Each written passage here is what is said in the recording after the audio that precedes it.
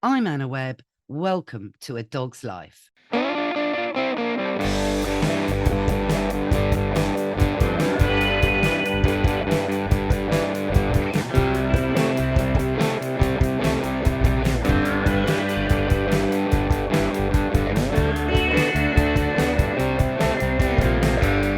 Mr. Binks, you know how much you love doing Doga.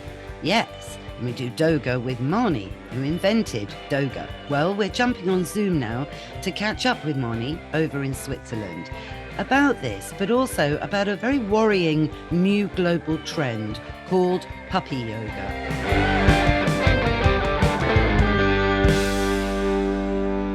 Mahny, what a pleasure to have you on A Dog's Life. Oh, Anna, it's the first time, and finally, we're meeting. I know, finally, because it's been a weird few years, right? I know it's been an incredible few years, and can you believe it? I'm speaking from my home in Switzerland now. Everything's changed. And you might hear the cowbell and the bells outside of the Catholic Church. It's quite loud. So yeah, a lot has happened. And I saw you about a month ago in London. Yes, at the Marylebone Dog Show, where you indeed were hosting some Doga sessions. Exactly. And you hosted the whole show. So it's fantastic that we saw each other just before I left for I know, Zurich. and I would have loved to have done the Doga class. I mean, as you know, I'm a massive fan of Doga and have done Doga with you, with Mr. Yes. Binks, several times actually. But me and Joe, we had to dash with Joe Good. We had to dash off to the BBC, obviously pretty sharpish to go on air, so couldn't join in the Marylebone event. But Mahny, as part of championing Doga Hmm. as a modality, really. You rang me what must have been 7 years ago in tears, going, Anna, who can we get to help with this? There's something really murky going on. So Hmm. people are using puppies that Hmm. don't belong to individuals Hmm. to sell the idea of Doga. And for Yeah, you, it was dreadful because, it was kind of like, a minority group impacting negatively, really, with the wrong messages onto what you were doing with all the right messages. exactly. It was very upsetting. I mean, first of all, I had absolutely no idea that it started. It was people telling me, "Oh, we saw you in the papers," and I was like, "Really? Yeah, the puppy yoga thing. Wow." I'm like, "What's that?" And then again, someone else referred to puppy yoga and thought it was Doga. And and then I started Googling puppy yoga and I saw that they already had huge exposure on TV. There's someone running this, and I thought, oh my God, what is happening? I can't control this. And from the moment get-go, when I heard the word puppy, you know that Robbie's, I got him as a puppy, but he's from a puppy farm and he didn't belong to me. And I always would show up at events like Pup Aid because the idea of puppies and promoting puppies, it just doesn't feel very yogic. I don't know. The puppy and the yoga just didn't. I mean, I could see the benefit in making money because, hey, what's better? Do you want a rescue dog with yoga, or you want to have a puppy with yoga? I mean, these are the two best sellers, especially after the pandemic. Yeah. It's just and I just saw uh, so many problems. And I think, did I tell you that I had already contacted the lady who had started it, who set up the company? I think I emailed her and she came back and said, I don't know what is this, why would this be any concern of yours? And I said, well, it is. It is a huge concern. I think I will be misunderstood that I'm providing puppies. And secondly, it's not the idea of Doga. And thirdly, and then she said, oh, but there's Starbucks and then there's Costa's. And I thought, oh, thanks. Oh, now we're a brand? I mean, I never was a Starbucks nor a Costa's. I'm still in development. I don't even know what my brand is. I just know that I'm all for the dogs and all about animal welfare. and the safety and the security of the human and the dog in my class. Yeah, but it begged questions, didn't it, Mahny, at the start? Whose puppies were they? How were the puppies being kept? Were the same puppies being churned out on classes, through the day? And, people were buying into these Doga classes because they were going to hang out with a cute puppy and do a bit of stretching. Do you know what I mean? Exactly. And I started Googling and Googling, and I'm behind the research of this ITV exposure. So if it wasn't for me and my research, the story wouldn't come out. But that's another story. So anyway, I researched, and then I started looking at the website, and I saw this lady, very young compared to me, um, holding up, what is it? Puppies and then bunnies. They're all babies. And it was called Pets Yoga London or something, Pets Ltd. And I had to figure out, I said, where is she hosting this? So I checked the venue. There's no venue.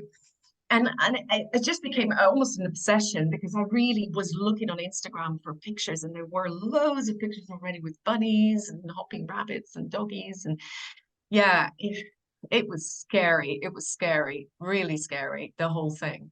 And so obviously this has culminated this week on ITV News. And as you said, you've really been, the main undercover person in a way. But, the expose aired on, I think it was Monday evening this week, Yes. it was shocking. And now, of course, all the main animal welfare organizations from the RSPCA and more are hopefully going to clamp down on this as breaching the Animal Welfare Act. Absolutely. But you know what the worst thing is? They've expanded so rapidly. It's mushroomed into a international business. Mm. And it's even here. It's in Paris, it's in Germany, it's in Austria, it's in Bucharest, it's everywhere. And I wonder how could they expand so fast? I mean, Well, Doga never expanded. I'm still on it. I'm still on it, figuring it out. How will Doga work in a studio? That's my goal. How will it work for health and safety issues? With mixing with big dogs and rescue dogs and people that maybe have anxiety. Lots of things to think about when it's a business. But this business was already on top of its game, I think, and it probably started in Canada. And it must have been already the model was there. It worked in one country, and so they were ready to go to the UK, and then it exploded. Because I feel there's quite a dark undertone to all of Yes. this, actually, Mahny. I see this as Sorry. being like a shop window for Yes. puppy farm puppies, 100%. because at the end of the day, no reputable dog breeder that cares greatly for the puppies that they have, created with careful planning and all the rest of it, would allow their puppies to be, putting it bluntly, kind of manhandled by people that really should just be doing a yoga class. Mm. And I can tell you more from research, because remember we did the International Doga Day at the Curtin Hotel. Yes, how could I Yeah. forget that? That was wonderful. And it was quite a hassle, with the cleaning and everything like that, because as you know, Robbie Pease and other dogs too. And so I saw their program, and I checked their weekly program, and suddenly there was puppy yoga. And I just started investigating, saying, oh, how come you allow so many puppies? And they go, oh no, they've got a cleaning team. They're coming in cages, and there's a cleaning team, like a professional cleaning team. That's a lot of money, right? And then they're coming in cages. And I said, how many classes is there like on Saturday? And it's like 7 classes back to back at 1 hour. And what's even interesting is always promoting the breed. Right. Yeah, always promoting the breed. And again, I Googled it. I wanted to see the Curtin Hotel, puppy yoga. It wasn't promoted on the website. The venue is never promoted on the website. And of course, I looked into that much further and started asking, why isn't there a clear, address? And they said, oh, no, we have to protect the puppies. We only give out the venue information 24 hours before the class starts. So strange, isn't it? So, you know, these puppies, I mean, obviously I watched the ITV clip, but Hmm. what ages are they? Because the point is with puppies, they grow really fast. Hmm. So, Hmm. you Hmm. know, from a business model, I suppose, of puppy yoga, and the puppies that they might have 1 week, after, you know, three Yes, weeks, they won't be as cute. They will be bigger. That is a given. absolutely. So where are these puppies coming from is one of my major concerns. The other concern, of course, from a welfare perspective, is that puppies need the right socialization. Yes, I guess you could argue that they're getting exposure to humans, to other Mhm. puppies in a fairly controlled environment, but it's not the socialization that puppies at say 8 weeks are really looking to need to have to be able to navigate the big wide world. They're not being taken on a bus, for example, to learn about that or meet Mhm. people in a controlled, nice way where people are being respectful to the puppies. They're not learning any training cues, particularly from Yeah. what I saw on the television, or anything at all. And in fact, it was heartbreaking, one part of the clip actually, where So four upsetting. puppies, yeah, were huddled in a corner, like Oh God. obviously seriously exhausted, seriously confused, seriously giving all the signals of get me out of here, I'm a cockapoo puppy. Mm. And yeah, it was tragic. But then what happens to those puppies? Are they then sold on the internet, or are they sold to the people in the class, or what? I researched that too. I've researched every aspect. So first of all, they're saying the puppies are 12 weeks old, so they're already ready to go out in the big world. The second thing is they claim that the mother is there, so the puppy can always return to the mother, puppy mom. Um, and I checked that and I asked people who joined and I said, was mum there? And they said, no, they didn't say anything. And I said, how old do you think they are? And that's where they said actually 12 weeks. But I was shocked when I saw the footage of this tiny little one, tiny little thing. And then I asked the people who attended, I said, were you ever being sold? You know, did you ever get a sort of a deal on the puppy? And they said no. So that's very, very interesting. Where do the breeders go afterwards? What do they get out of it? I mean, they must be paying a lot of money for the breeders to bring the puppies in, and that is money. So how do you get the money? Yeah, It I see what has you're to be saying. sales. It has to be somehow a sales a transaction. Maybe not in the yoga studio, but behind closed doors. Or maybe a follow-up email of all the puppies saying, hey, this is Birdie, this is Gerda, this is Joanna. And, you know, which one did you like the most? I don't know. I don't know. Something is making money. Yeah, I mean, there's got to. Where do these puppies come from? This is the point. Does each? Breeders, Well, yes. exactly. So they're not reputable breeders. So you can only assume it is the underworld of dog Mhm. breeders. You know, probably these are shipped over from Ireland, would probably be the easiest way to get into the UK Yes. from, you know, the 200 million euro business a year that is the corrupt puppy farming industry in Ireland, you know, which is Wow. still, no, absolutely still known as the puppy farm capital of Europe, if not the world, to be honest, where, yeah, there's a lot of darkness going on, shall we just say, and local authorities licensing these hideous premises that you don't need to be a dog lover to go to these premises and see them to know that they're not right, but they're being granted licenses nonetheless. And, you know, it's been revealed there is a bit of a government tie-in of late, and I'm actually working with an organization called Dog Advocacy Ireland, which is going to be an all-party lobbying group. It's quite new actually, but it's gaining momentum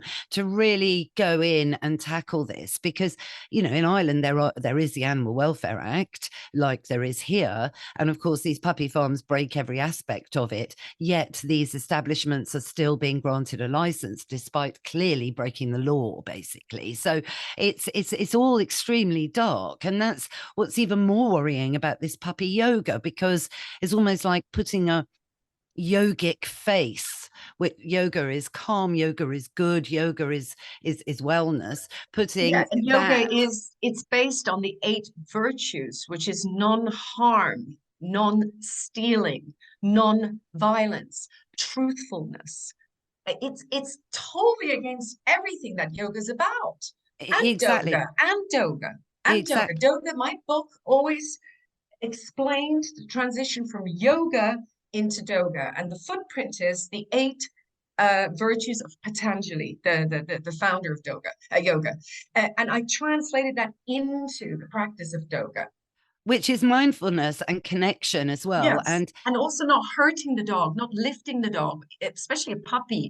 It's not developed yet. You can't touch a puppy. You shouldn't be lifting a puppy and swinging it around, and certainly not into yoga poses because their limbs, their tendons and ligaments are still developing. I was told by a vet, don't, not under 6 months, not under 6 months, maybe even 8 months.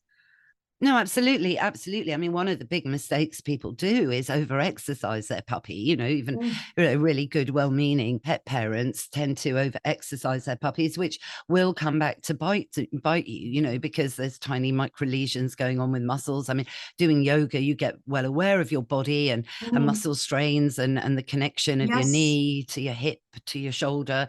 And the yes. same is true for dogs. So yeah, no, I mean, I'm so pleased this has been exposed because we had several chats and it went around in circles. And I do remember putting you in touch with people, but it seemed like these people were escaping Yes. consequence.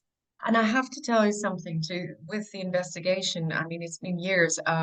When we finally got some solid feedback, how do you say, people that could have made a statement that were eyewitnesses, like, for example, one of the studios, the acting studios, I'm not going to go into details because of the person, actually witnessed those breeders manhandling the puppies and really pushing them into cages. She had the evidence, her eye evidence, eyewitness, and she also did the transaction with them. Well, I said to this wonderful, what's his name again? Oh, it was just gone, Lederer, Sam Lederer, who investigated this, who's gone undercover, who did all the work with me. I said, what? Yeah, I've got somebody, I've got an email here, I've got the woman here, contact her. And they wouldn't respond. They wouldn't respond. And it happened 3 times. People were too scared to give witness. Now I'm wondering whether these people even had to sign something, like a waiver or something. It's bizarre. It's dark. It's controlled. And every puppy yoga class I contacted worldwide gives you the same script. The same script. It's the same words, it's the same replies. It's big. This is Yeah. big.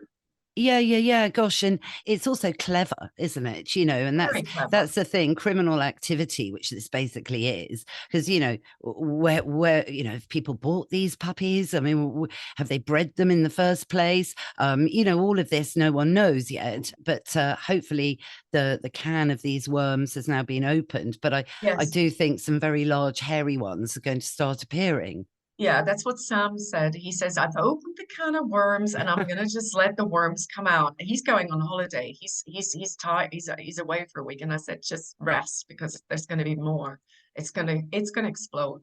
Because it's in a way the biggest tragedy we've had since, well, I could just maybe, I mean, I'm not too much into detail with Marshall and Millions, but that's a difference. So that's kind of difficult to discuss because it's not very fast. But it is after COVID. It's probably the saddest story.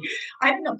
I mean, Ukraine war, of course, but it's a British thing. We allowed it as Brits to go on and on and on. And now this, and it's going to get worse. How, we would feel awful. Everybody's going to feel awful about it. You went to a class, so all the celebrities that are now going, oh, I had no idea. But I have to tell you something, and that's me. I mean, the production companies should have done the research a little bit more. I mean, everybody should have done their research. And I wonder whether maybe they got money out of them. I don't know. There's too many question marks. There's Mm, too many things not adding up because we know that the UK is animal wealth big time. And I've worked with dog trusts and Humane Society and Wendy Higgins and, Nikki Tibbles and All Dogs Matter. Never, not once would they allow me to do a Doga class with one of their rescue dogs that are still being rescued, that are still waiting for adoption. Maybe post-adoption, when the owner's there and they make the decision to come to Doga to raise money for the charity, that's different. But I never touch the dogs. And it's interesting because Puppy Yoga said that they're working with rescue dogs. And I thought, well, if I can't even get there, how did they get there? Well, those aren't rescue dogs. I mean, rescue dogs tend to be 18 months old or over, because generally people have lost the plot over their dog at around 18 months, because they've gone through the puppy phase, they've gone through the teenage phase, and they're now young adults and going into a new phase of their life. And a lot of people at that point can't cope. So that is sort of the common age for dogs to be handed in for adoption. But these puppies are tiny. So, these puppies have been bred on purpose by somebody. And whether this puppy yoga is acting like some shop window, or it's simply a way to earn money for the alleged yoga. I mean, are the yoga teachers proper yoga teachers, Mahny, in these classes, or what? I believe that first of all, they all looked very young. You could never see their faces. You always saw their legs. You never saw the handlers. If you look at the Instagram videos, there's the clients with the puppy, or the celebrity with the puppy, but where are the people? Where are the people behind it? Sometimes I would Google and I found another puppy yoga, and they claim to be yoga teachers that give other classes, but they didn't really look, sorry to say, but like an Ashtanga yoga teacher or an Iyengar yoga teacher. That's they right. Like they had a teacher's training that they bought in the back end of their Bali trip. Sorry about people who are doing the teacher's training in 1 month, that I just don't believe you do teacher's training in 1 month. No, of course not. And we should say at this point that, Mahny, you are a brilliant yoga teacher for humans. And really, it was your massive passion, particularly for Ashtanga yoga, that led you, to develop the concept of Doga. And why not? Because really, the dogs aren't doing yoga really in Doga, are they? They're really chilling with their people, who are also chilled and in a state of calm, not on their smartphones, not, doing that, or not being hectic, but at peace and being mindful, which kind of does represent, I think, what dogs do for us, which is be, amongst other things, an antidote to technology, because you cannot be on your smartphone when you're doing yoga, because you will injure yourself and fall over. Can you imagine being in a headstand, Mahny, and thinking, oh crumbs, I must just post an Instagram post? Well, I'm sure people have tried to do it. You'd be surprised what I've had in my classes. So, oh gosh, please don't say that. I mean, sure. Yeah, but now it's all going to change, because I'm really working on my Doga studio, the concept, the franchise. I mean, I'm going to set up the whole thing correctly, with the right. It's so important now, more than ever. It's a great opportunity to launch Doga and to set the record straight what Doga truly is. And it's not a fad, it's not a thing, it's actually a therapy, because the dogs help us with serotonin and oxytocin. So you do the yoga class, your dog roams around freely, socializes, or a rescue will sit where they want to sit or hide behind somebody. We just let the dogs be. Right, we do the breathing and everything. My classes. So yeah, no, absolutely. But this is great, you see, and this is really beneficial. It is about mindfulness. It is a therapy, and I think it's a way for humans to understand how yoga can help you navigate this crazy modern world. And the dogs already know how to do that.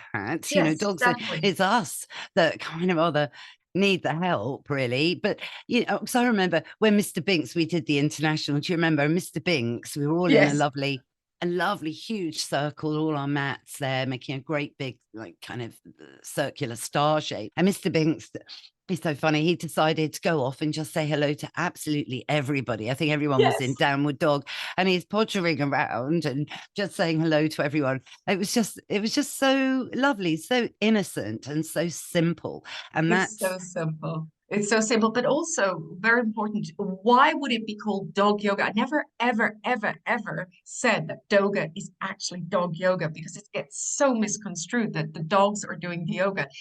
It is actually us humans doing our yoga practice, and our dogs absorb the work that we do. Why? Because they don't have a sense of self. They don't have an I. They don't have an ego. They always look at you, the owner, right?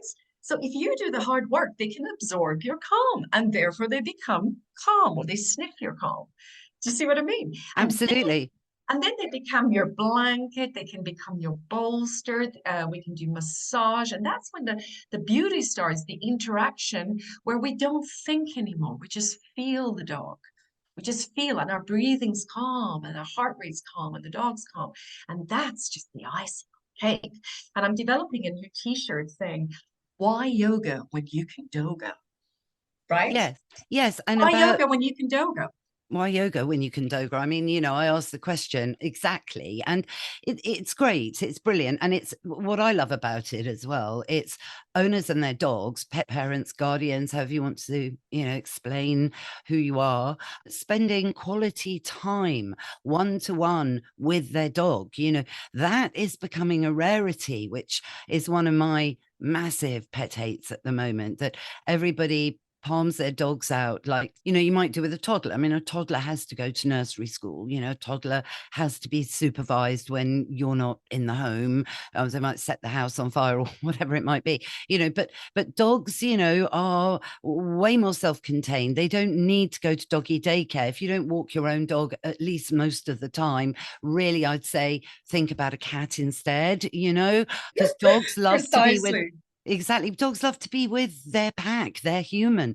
That's not changed. And we might be changing as a species, which is so depressing, but dogs aren't. Dogs don't use social media, and they actually don't care, how big your following is. It means nothing to a dog. And that's the beauty of dogs. Actually, yesterday on Radio 4, I must listen again. But the thought for the day yesterday, I couldn't believe it. I tuned in a bit late in it. That's why I must listen again. But it's all about the dog enriching our lives. It was thought for the day on Radio 4. Absolutely brilliant. So that's one to dig out on BBC Sounds, Mahny. But very, and in a way, Doga embodies all of that. Yes, it does. At the end, we always chant.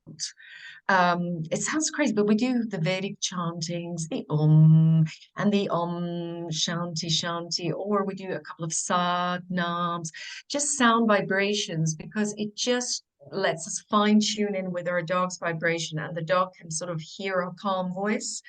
And then in the end, I always go, and let's give thanks to our dog. And that's when the room just goes silent and there's tears. People will well up because they have that very precious moment to just say, sorry, I'm actually going to cry myself because Oh no, Robbie's Mahny. really helped me I know, through the yeah. last year. To thank your dog for being there I in know. I your mean, life. Robbie, let's talk about Robbie. He's been an amazing turning point really in your life, right? Yes, yes, indeed. And we've gone through a horrendous separation, which I have to now put the pieces together again. So he's 11 now, and I never thought in a million years that would happen, that we would be separated for 8 months, properly separated. And I would see him at weekends, but we lost our home basically in England due to my illness, and it's just. I've got a new flat. I'm restarting with Robbie. We're starting our second life together, and he's 11. And That's good, Mahny. So. yes. How does Robbie like Switzerland? Robbie, how do you like Switzerland? Uh, so first of all, he's from Slovakia. So I think he likes nature. What's so beautiful about Robbie? He loves being with me. Yesterday we went swimming in the lake. Well, he hates swimming. He doesn't swim anymore. He doesn't want to swim. He used to swim with me, but now he's like, no. So I put him out there a little bit so he swims back for his joints. And then he barks me out of the water, like a sort of strict husband. Get here, get out of the water, and all this. But you know what he does? He does exactly the same twirly whirlies. So when I come out of the water, I get my, how do you say, the towel to dry it. And that's when he goes nuts. You know that when dogs, you start rub it off, you rub them, Yeah. get the water out. Then he starts doing his Speedo Gonzalez twirling and funny sounds and twirls and then twirls around everybody. Then it just keeps going. So we walk home and he's just dancing with me. He is so happy.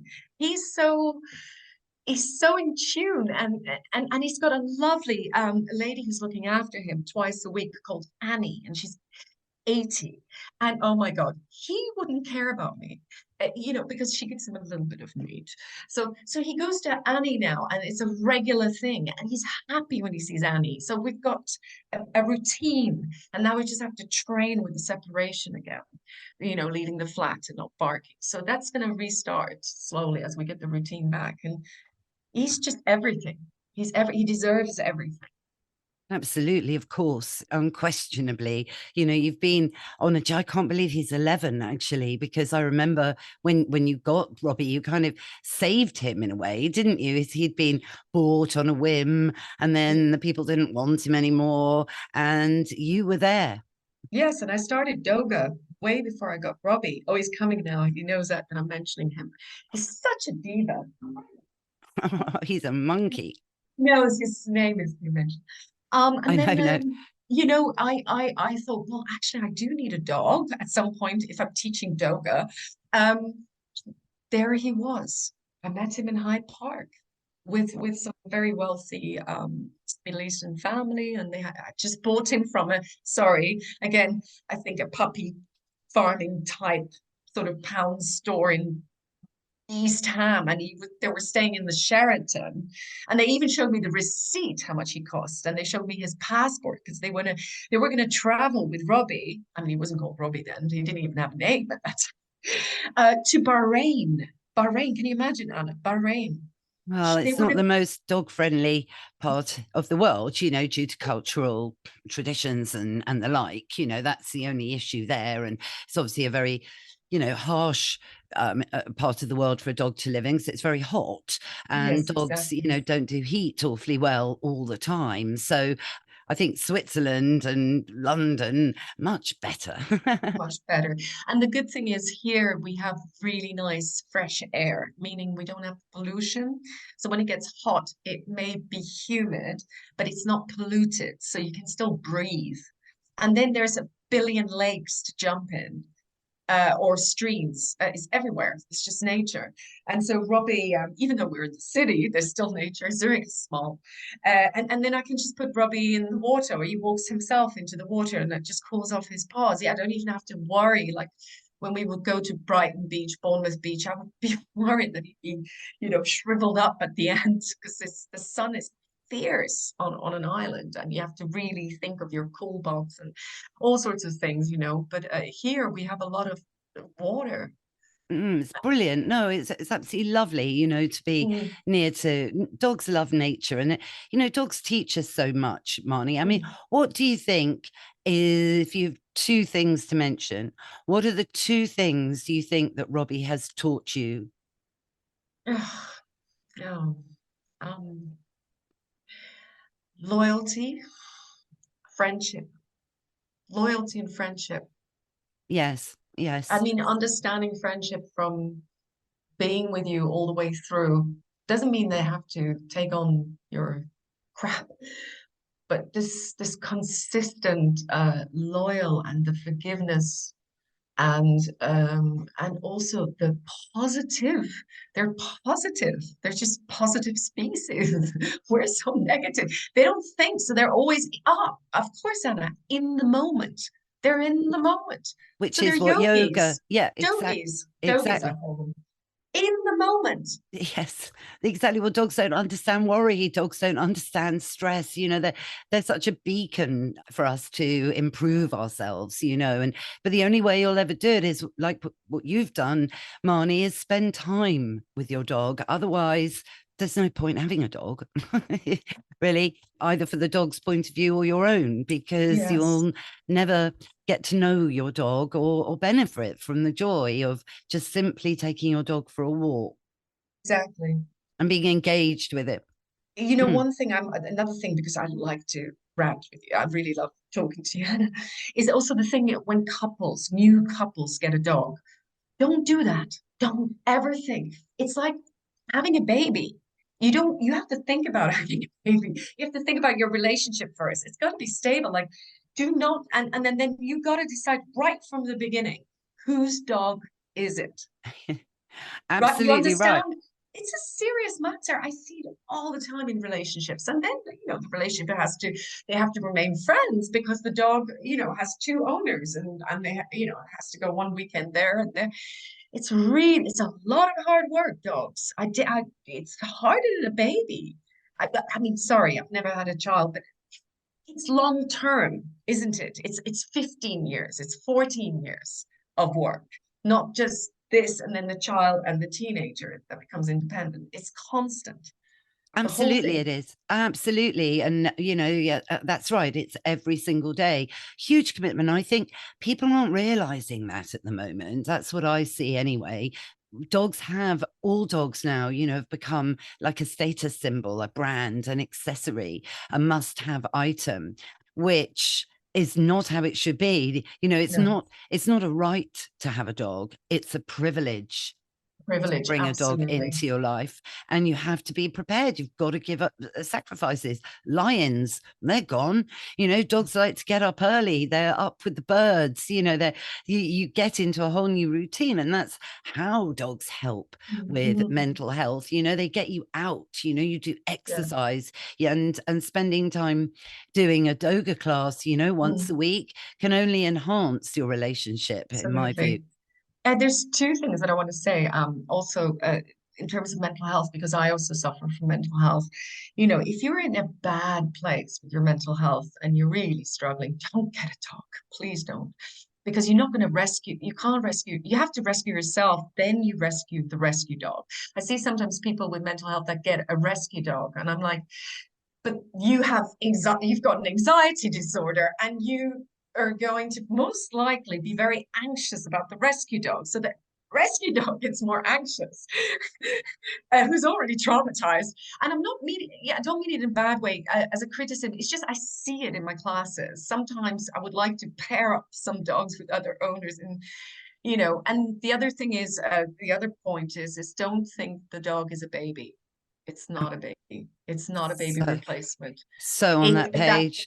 yeah, thank you. It's just wrong. No, get a baby or adopt or foster. The dog it's a dog. It's a dog. It's a different species. We're not coming from cutesy and all this stuff. We're talking about the dog. Your podcast, Dog's Life. A dog's Exactly. life.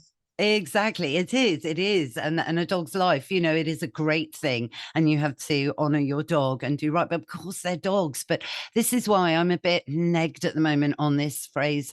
I'm a pet parent. It's like, Yeah, fur mommy, fur daddy. I know it's although, having said that, it was partly Joe Good and my fault that the whole term fur kid, Of you know, course, of happened in course. the first place. But it's a complicated one. It's fine to call yourself a pet parent, absolutely, but you must understand that your dog is not a child, your dog is a dog, Mm, and then it's okay. But I think mm. the line is getting a bit blurred. Absolutely. And you know who put me in the right direction? Because I was doing it myself, obviously, with everything that's been going on, pandemic and then the illness. Um, is my best friend actually, who's now my landlady. I took over her flat.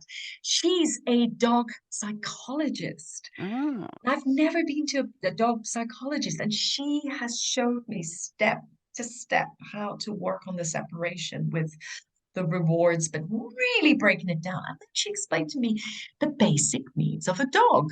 And actually, there's quite a few needs. Uh, Rest is really important with older dogs. And I didn't do that. I've overworked Robbie many times. I can really see where I've made a lot of mistakes, and I would change it. But now I'm aware of it. I'm like, oh, did he get his walks? The walks are not the long outings where you go up the Mount Everest for a walk. I'm talking about just basic walks, daily walks. His obviously water, we know, food, but just rest and activity that needs to be broken down correctly according to age. Of course it does. And this is Yeah, it. I It's mean, something. you're the expert, right? But me as a yoga teacher I wasn't aware of how I overworked Robbie in a way. Oh, Yeah. yeah. But look, at the same time, enrichment and stimulation is also very important. And, Mm, it is always a risk to benefit situation. mm, I feel quite sorry, but for many dogs really that don't really get any enrichment in life. But Robbie yeah. has certainly had lots of that. And, 11 for a small dog, Mahny. Look, there's life in the old dog yet. Don't worry. But just, please make Okay. sure he eats lots of fresh meat because that Yeah. really is good for him.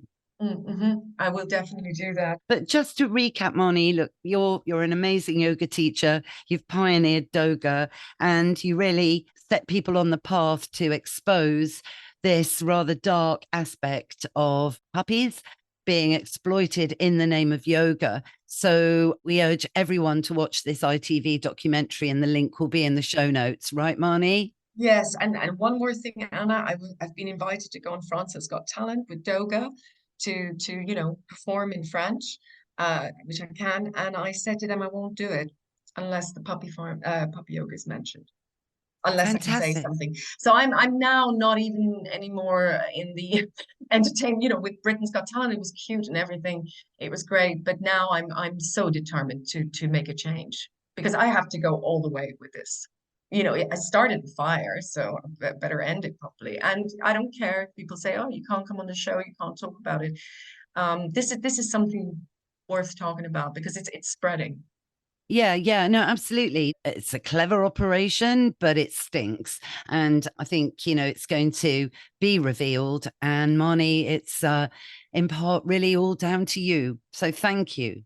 Thank you very much, Anna. Thank you for your support and your loyalty and your friendship. Oh, thank you, Mahny, Yeah. saying back. Om Shanti. Om Shanti and Namapal.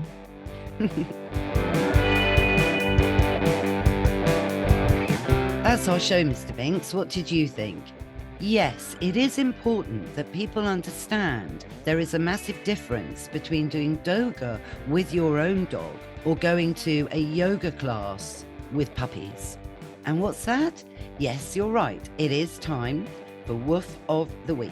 Doga really represents what being a pet parent is all about, spending quality time being mindful with your dog.